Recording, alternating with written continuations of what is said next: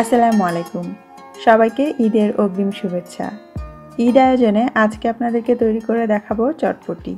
গতকাল এই চটপটির স্পেশাল মশলার রেসিপি আমি আপনাদের সঙ্গে শেয়ার করেছিলাম, আর আজকে সেই মশলা দিয়েই মজা করে চটপটিটা বানাবো। যারা আপনারা দেশের বাইরে থাকেন তারা তো বটেই, এখন যারা দেশে আছেন তারাও লকডাউনের কারণে অনেক দিন ফুচকা, চটপটি এগুলোর স্বাদ থেকে বঞ্চিত হচ্ছেন। তো এবারের ঈদের নাস্তার টেবিলেই কেন না এই চটপটি বা ফুচকা বানিয়ে ফেলা যাক। ফুচকার রেসিপি তো আমি আগেই আপনাদের সঙ্গে শেয়ার করেছি, আজকে তেঁতুলের টক সহ পারফেক্ট চটপটি রেসিপিটাও শেয়ার করছি। আশা করছি আপনাদের ভালো লাগবে। প্রথমে আমরা তেঁতুলের টকটা রেডি করে নিব। তার জন্য আমি একটা বাটির মধ্যে আধা কাপের মতো তেঁতুল নিয়ে নিচ্ছি। নতুন পুরানো যে কোনো তেঁতুল দিয়ে করা যাবে। আর তেঁতুলের কাত বের করার জন্য খুব ভালো হয় তেঁতুলটাকে যদি কিছুক্ষণ ভিজিয়ে রাখা যায়। আমি কিছুটা পানি দিয়ে 10 মিনিটের মতো এটাকে একটু ভিজিয়ে রেখেছি। যখন দেখবেন তেঁতুলটা একটু নরম হয়ে গিয়েছে তখন ভালো করে পানির মধ্যে চটকে তেঁতুলের গা থেকে রসটা পানির সঙ্গে ভালো করে মিলিয়ে নিতে হবে এবং এইভাবে চিপে আলাদা যে তেঁতুলের বিচি বা আঁশওয়ালা অংশগুলো আছে সেগুলোকে তুলে ফেলতে হবে।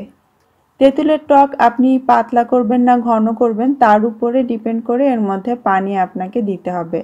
তবে চটপটির জন্য তেঁতুলের টকটা আমি কিছুটা ঘন করে বানাবো, চাইলে আপনারা আরেকটু পাতলা করে নিতে পারেন। কাতটা বের করা হয়ে গিয়েছে, এবারে আমরা এর মধ্যে বাকি উপকরণগুলো অ্যাড করব। প্রথমে আমি এর মধ্যে দিয়ে দিচ্ছি 1 চা চামচের মতো লবণ। লবণটা আপনার স্বাদ মতো দিতে হবে। তারপর আমি এতে দিয়ে দিচ্ছি আধা চা চামচ বিট লবণ। এরপরে এর মধ্যে যাচ্ছে 2 টেবিল চামচ চিনি, চাইলে গুঁড়ো দেওয়া যাবে অথবা আরও একটু বাড়িয়েও দিতে পারেন। একটা শুকনো মরিচ আমি ভেজে হাতে গুঁড়ো করে নিয়েছি। কিছুটা নিয়েছি কাঁচামরিচ কুচি এবং মরিচের ঝাল আর ফ্লেভার দুটোই যাতে টকের মধ্যে খুব ভালো করে মিশতে পারে তাই একটুখানি চটকে নিচ্ছি। এবারে এর মধ্যে আমি লেবুর খোসা কুচি দিয়ে দিচ্ছি, খুব সুন্দর একটা ফ্লেভার আসে তাহলে টকের মধ্যে, চাইলে না দিলেও হবে। তারপরে আমি এর মধ্যে চটপটি মশলা দিয়ে দিচ্ছি 1 চা চামচ, চাইলে দোকানের কেনা চাট মশলাও দেওয়া যাবে। এবারে এই সব কিছু একসঙ্গে ভালো করে মিশিয়ে নিলেই আমাদের তেঁতুলের টক রেডি। এই যে দেখতে পাচ্ছেন আমি এরকম ঘন করে করেছি, আপনি চাইলে আরেকটু পাতলা বা আরও বেশি ঘন করেও তৈরি করে নিতে পারেন। আজকের চটপটি বানাতে আমি একটু ফাঁকিবাজি পথ বেছে নিয়েছি।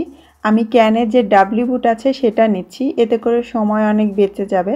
আপনি চাইলে সাধারণ ডাবলি বুট সারা রাত ভিজিয়ে রেখে তারপরে পর্যাপ্ত পরিমাণ পানিতে এটাকে সেদ্ধ করে নিতে পারেন।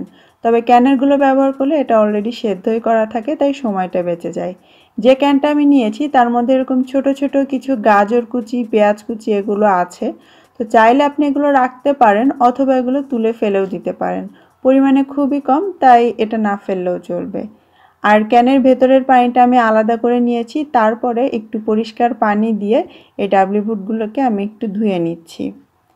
যেহেতু এগুলো সেদ্ধ করাই থাকে তাই এটাকে আলাদা করে সেদ্ধ করতে হবে না, তবে আমরা তো ঠান্ডা ঠান্ডা খাবো না, চটপটির ডালটাকে গরম করে নিতে হবে। তো আমি যেটা করব, ধুয়ে নেওয়ার পরে এটাকে আমি আবার একটা প্যানে ঢেলে নিচ্ছি।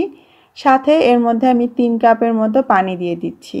এই পানিটা দিতে হবে চটপটি আপনি কতটা পাতলা বা ঘন রাখতে চান তার উপর নির্ভর করে, কারণ ডালগুলো অলরেডি সেদ্ধ করা। সেই সঙ্গে আমি এর মধ্যে সেদ্ধ আলু দিয়ে দিচ্ছি, এটাও দিতে হবে আপনার পছন্দ মতো। আমি ছোট এবং মাঝারি মিলে 4টা আলু নিয়েছি এবং সেগুলোকে একটু ভেঙে দিচ্ছি। একদম ভর্তা করে দিচ্ছি না, কিছু একটু বড় বড় টুকরো রেখেছি আর কিছু ছোট করে একটু ভেঙে দিচ্ছি। যেগুলো ছোট সেগুলো একটু ফোটানোর সময় এমনিতেই গলে যাবে আর বড়গুলো ছোট ছোট হয়ে যাবে। তারপরে আমি এর মধ্যে দিয়ে দিচ্ছি 1.25 চা চামচের মতো লবণ, সেই সঙ্গে দিয়ে দিচ্ছি 1 চা চামচ চিলি ফ্লেক্স অর্থাৎ শুকনো মরিচ একটু গুঁড়ো করে নেওয়া। তারপরে এর মধ্যে সামান্য একটু হলুদ গুঁড়ো দিয়ে দিচ্ছি, এটা অপশনাল, যদি চান দিবেন, না হলে বাদ দিলে হবে। দিলাম শুধুমাত্র একটু কালার করার জন্য। তারপরে নেড়ে মিশিয়ে দিচ্ছি আর চুলার আঁচটা মিডিয়ামে করে দিয়ে আমি এখন 10 মিনিটের জন্য এই সব কিছু একসঙ্গে জাল করে নিব।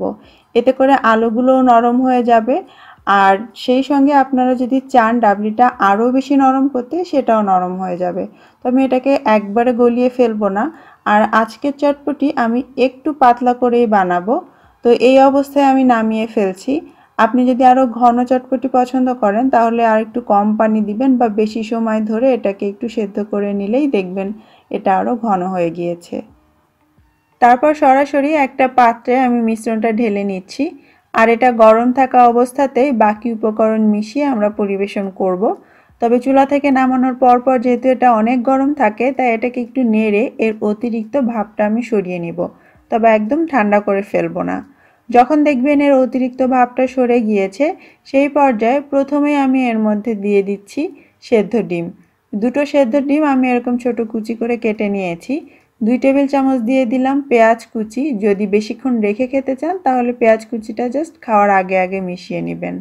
1 টেবিল চামচ ধনেপাতা কুচি আর দুটো কাঁচা মরিচ একদম পাতলা করে কুচি করে দিয়ে দিয়েছি।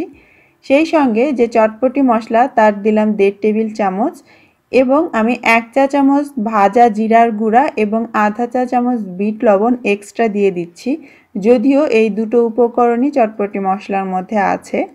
সাথে আমি 2.5 টেবিল চামচের মতো আমরা যে তেঁতুলের টকটা তৈরি করলাম সেটা দিয়ে দিয়েছি। সব কিছু এবার একসঙ্গে নেড়ে মিশিয়ে নিব। আর যত কিছু আমি এই ডাবলি বুটের সঙ্গে মেশালাম এই সব কিছু আসলে আপনার নিজস্ব টেস্টের উপরে ডিপেন্ড করে মেশাবেন। সব কিছু মেশাবেন, চেখে দেখবেন ঠিক আছে কিনা, যদি দরকার হয় অন্য কিছু আর একটু অ্যাড করে নিতে পারেন। তারপরে আপনি চাইলে এটাকে আরও একটু সাজিয়ে গুছিয়ে পরিবেশন করতে পারেন অথবা যে পাত্রে মাখালেন সেটা ধরেও আপনি সার্ভ করতে পারেন।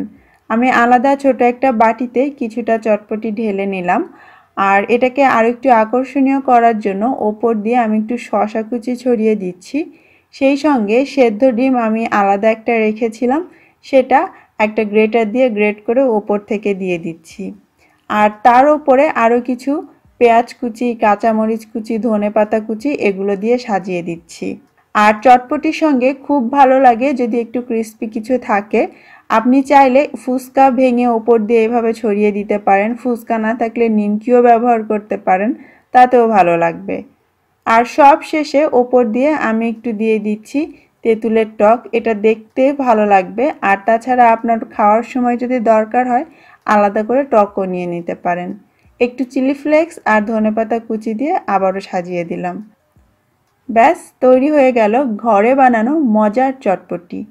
আর এটার স্বাদ কেমন সেটা তো আমরা সবাই জানি, তাই এ সম্পর্কে আমি আর আজ কিছুই বলবো না। আজকের মতো বিদায় নিচ্ছি, সবাই ভালো থাকবেন, আমার জন্য দোয়া করবেন। ঈদ মোবারক।